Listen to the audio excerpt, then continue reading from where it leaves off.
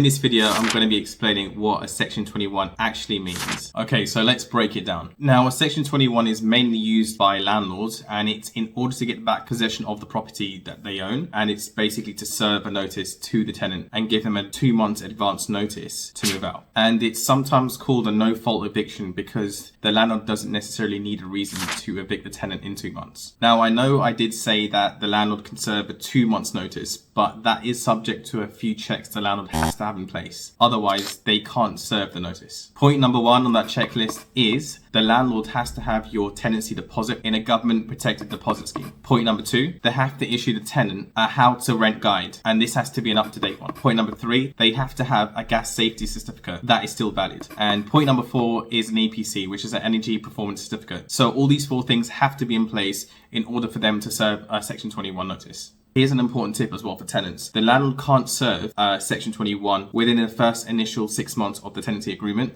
They have to wait after 6 months. So basically, the soonest they can give you a Section 21 notice is on the 4th month of that tenancy agreement. So then it falls dead on the spot of 6 months. And on the other hand, if the tenant hasn't moved out within 6 months from that, the landlord has to then issue out another notice. Keep in mind that if you don't move out, the landlord can start court proceedings, but that's just a bit more complicated, and I could probably save that for another video. Also, landlords need to service the notice properly. So for example, they have to use a form 6A, and they also have to post this off to the address of the tenant, which is basically the property that they live in. And if you're a landlord watching this, I would probably suggest doing a sign for so that you know that the tenant has received that notice. Okay, so a lot of landlords do worry if they can't evict a tenant out on a particular date that they've given a notice for, what would then happen? You have to take them to court basically. During these court proceedings, the tenant and the landlord can kind of resolve their disputes between each other. Once they're resolved or there's kind of a court order in place, then only things can move forward. And you can't evict them before that, otherwise it basically counts as a legal eviction. So you have to get a court order in order to do that. So I would probably advise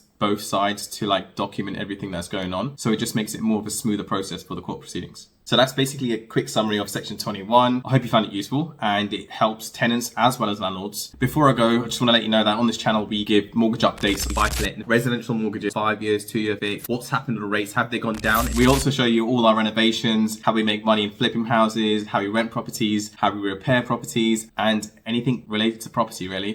Don't take this as professional advice. I'm just sharing my knowledge on my 10 years experience in buying and selling property in the UK. With that being said, I hope you liked the video, and if you have any questions, just leave them below.